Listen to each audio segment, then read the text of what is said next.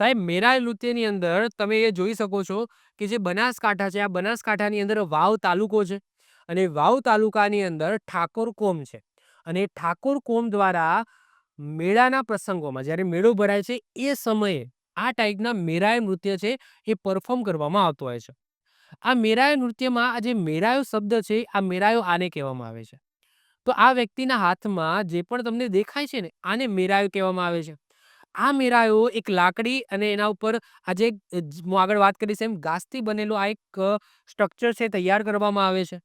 પોતે કમરે જે બાંધેલું છે ત્યાં એને ફસાવવામાં આવે છે અને પછી ડાન્સ કરવામાં આવે છે.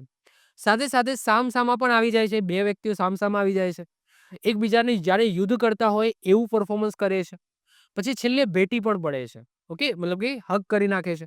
તો એ ટાઈપનું આ સરસ મજાનું આ એક મેરાય નૃત્ય છે. સૌથી પહેલા હું વિડીયો બતાવું, એના પછી આગળ આપણે વાત કરીએ. ઓકે, તો સૌથી પહેલા આપણે વિડીયો જોઈએ. ઓકે, તો આ છે તમારો વિડીયો. ઓકે, અવાજ હું બંધ કરી દઉં છું. ઓકે, તો આ દેખાય છે, આ મેરાયો છે. એમના હાથમાં જે દેખાય છે આ અહીંયા મેરાયો છે અને આ તમે જુઓ કે એકદમ એકબીજા સામે આવી જાય છે. મતલબ કે કોમ્પિટિશન કરતા હોય એવું તમને જોવા મળશે અને જ્યારે એ પૂરું થાય ત્યારે એકબીજાને ભેટી પણ પડે છે અને જ્યારે એ બે ભેટી પડે ત્યારે એક શૌર્ય ગાન ગાવામાં આવે છે જેને હુડીલા કહેવામાં આવે છે. શું કહેવામાં આવે? હુડીલા કહેવામાં આવે છે. તો અહીંયા તમે જોઈ શકો છો. ઓકે, તો આ એક સરસ મજાનું જો અહીંયા આ મેરાયો છે જેને દંડી અહીંયા ફસાવવામાં આવે છે. ઓકે, તો આ એક મેરાયો નૃત્ય છે. ચલો વાત કરીએ આપણે મેરાયો નૃત્યની. તો મેરાયો નૃત્ય છે બનાસકાંઠાના વાવ તાલુકાના ઠાકોર કોમના લોકમેળાની અંદર કરવામાં આવતું એક નૃત્ય છે. પછી સરખડ અને જંજાળી આ બે છે ને એ ઊંચા ઘાસવાળા છોડ તમે કહી શકો. તો એમાંથી એ ઘાસ છે લાવવામાં આવે છે. નામ જોયો. ઓકે, સરખડ અને જંજાળી આ નામના ઊંચા ઘાસમાંથી તોરણ જેવા ઝુમખા ગુંથીને આ મેરાયો બનાવવામાં આવે છે જે એમના હાથમાં હોય છે, જેને નાગલિક કહે છે. આવા અનેક ઝુમખાને એક લાકડીની આસપાસ ચોરસ પાટિયાના આધારે લટકાવવામાં આવે છે. તેના ઉપર મોર કે પોપટ બેસાડવામાં આવે છે. તમે અહીંયા જોઈ શકો છો ઉપર. બધા ઝુમખાની વચ્ચે દીવડા પ્રગટાવવામાં આવે છે. એક માણસ કમરે નારિયેળની કાચલી બાંધી તેમાં મેરાયોને ફસાવવામાં આવે છે. આ રીતને મેરાયોને ટોળકી મેળાની અંદર ફરે છે અને ઢોલ વગાડવામાં આવે છે. આ સમયે રાજપૂતના દીકરાને તલવારે લડતા રમતા જોવા એ પણ એક લહાવો છે.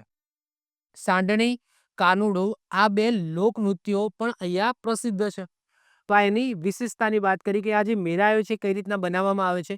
જેમાં તો સરખડ અને જંજાળી નામનું ઊંચું ઘાસ જેમાંથી આ મેરાયો બનાવવામાં આવે છે. એમાંથી એક ને ઘણા બધા મેરાયો હોય છે. એમાં પછી વચ્ચે શું કરવા ઉપર છે મોર અને પોપટ છે બેસાડવામાં આવે છે. પછી વચ્ચે દીવો છે, દીવડા પ્રગટાવવામાં આવે છે અને જે વ્યક્તિ એને લેવાનો હોય, ઓકે, તો એ એમના પોતાના કમરે, ઓકે, નારિયેળની કાચલી બાંધીને એમાં મેરાયો પછી ફસાવવામાં આવશે અને આ રીતના ડાન્સ કરશે. પછી આવીને આવી એક ટોકડી છે જે આ મેરાયો લઈને આખા મેળાની અંદર ફરશે. સાથે સાથે ઢોલ પણ વગાડવામાં આવે છે. ક્લિયર? આગળ વાત કરીએ, હજુ આની બાકી છે. ઓકે, આગળ વાત કરીએ તો આ મંડળી આવે પછી બધા ભેગા થાય પછી ખુલ્લી તલવારે પટ્ટાબાજી ખેલતા બે મોટિયાર એટલે કે બે વ્યક્તિઓ અહીંયા તમે જોઈ શકો છો એકબીજા ઉપર વાર કરે છે અને પોતાનો બચાવ કરે છે. ચિત્તાની જેમ તડાપ મારે છે અને એકબીજાના ગરદન ઉપર તલવાર ઝીકે છે અને આ કહેવાય છે આ પણ એક જોવું એક રમણીય છે.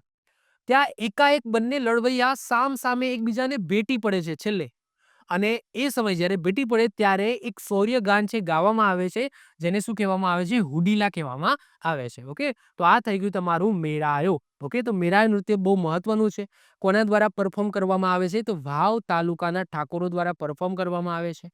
મેરાયો શું છે, એનું સ્ટ્રક્ચર શું છે, કઈ રીતના બનાવવામાં આવે છે એ જોઈ લીધું અને એમાં પછી આ જે વસ્તુ છે એમાંથી આ વસ્તુ યાદ રાખજો કે જ્યારે છેલ્લે ભેટી પડે ત્યારે કયા નામનું શૌર્યગાન છે ગાવામાં આવે છે? તો હુડીલા નામનું શૌર્યગાન ગાવામાં આવે છે. આવી જ રીતના ઓછા સમયની અંદર મહત્વપૂર્ણ નોલેજ મેળવવા માટે અને મને સપોર્ટ કરવા માટે આજે જ આપણી યુટ્યુબ ચેનલ ટીચિંગ કિશન ક્લિપને સબસ્ક્રાઇબ કરો.